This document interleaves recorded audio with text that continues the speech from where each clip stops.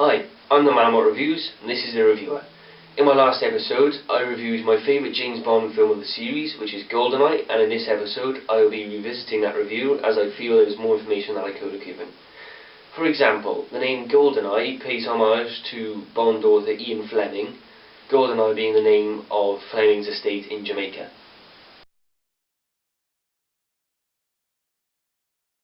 The film was directed by Martin Campbell and was the first James Bond film not to take any elements from any of Ian Fleming's works.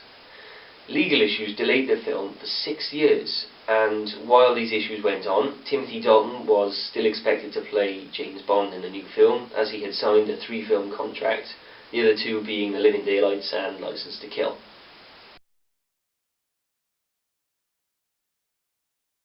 Despite the screenplay being completed in January 1994, Dalton resigned from the role in April 1994.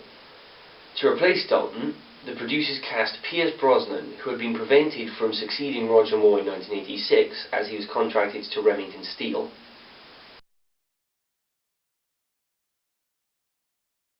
M was also recast, with actress Judi Dench becoming the first woman to portray the character, replacing Robert Brown.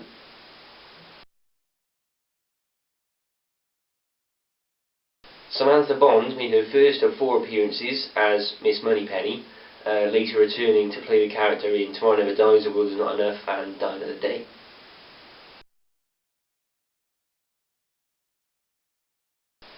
Desmond Llewellyn was the only actor to reprise a role from a previous Bond film, returning to play Q.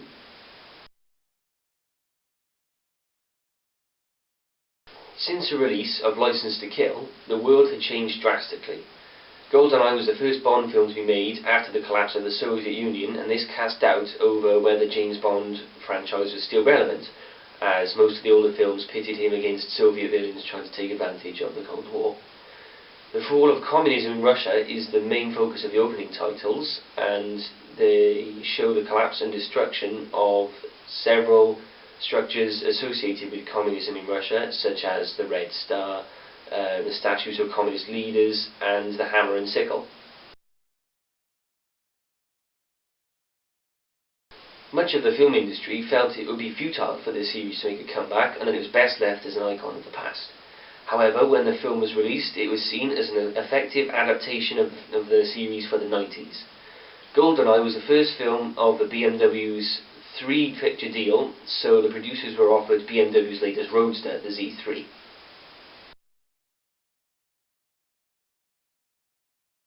For the film, a Z3 is equipped with the usual Q features, but it does not have much screen time, and none of the gadgets are used, which Martin Campbell attributed to the deal with BMW coming late in the last stages of production.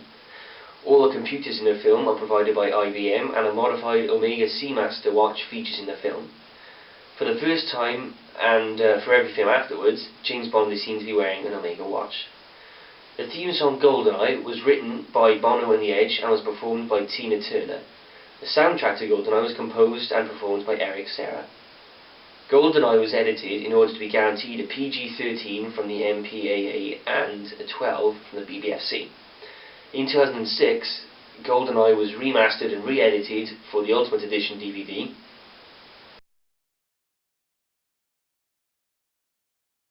in which the BBFC cuts were restored. The MPAA cuts, however, still remain cut from the film. Goldeneye was the second and last film to be adapted to a novel.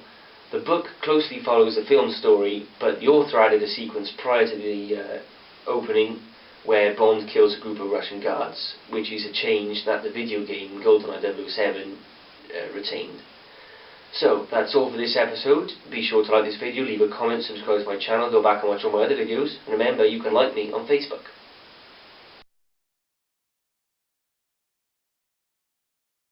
Hi, it's me again, TheManWhatReviews, and for this post-credits clip I'll be showing you my favourite scene from Goldeneye. It's when James Bond throws Alec Trevelyan off the antenna, and I'm not sure it's my favourite scene, but it just is. So here we go.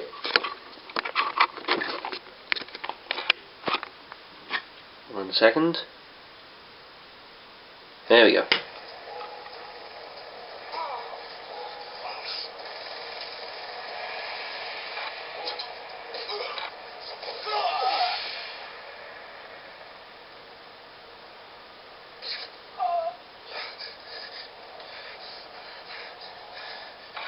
For England, James? No.